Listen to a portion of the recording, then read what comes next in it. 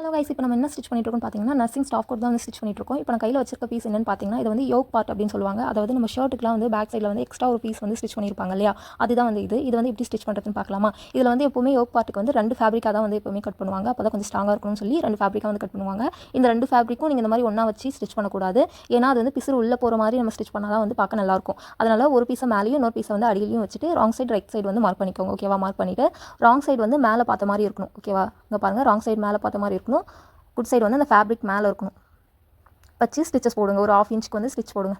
Mostly இது வந்து நம்ம சுடி எதுக்குமே காலர் வச்சு ஸ்டிச் பண்ணுற ட்ரெஸ்க்கு எல்லாத்துக்குமே வந்து இதை வந்து யூஸ் பண்ணுவாங்க. ஒரு சில டைம் தான் வந்து யூஸ் பண்ணாமல் இருப்பாங்க. மோஸ்ட்லி ஆனால் அதை யூஸ் பண்ணுவாங்க. ஏன்னா நம்ம ஷோல்டர் எப்போவுமே கொஞ்சம் பெண்டான மாதிரி தான் வந்து இருக்குமே.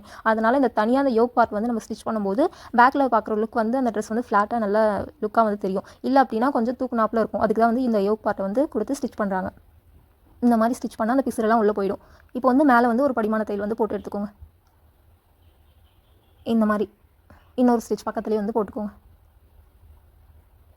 ஷர்ட்லலாம் பார்த்தீங்கன்னா எப்போவுமே இந்த பீஸ் கொடுத்து தான் வந்து ஷர்ட் வந்து ஸ்டிச் பண்ணுவாங்களே. சுடியில் வந்து ஒரு சில ஸ்டுடியில் வந்து யூஸ் பண்ணுவாங்க. ரொம்பவும் ஷோல்டர் வந்து பெண்டாக இருக்கவங்களுக்குலாம் வந்து இது கொடுத்து தான் வந்து ஸ்டிச் பண்ணுவாங்க. Thank you all.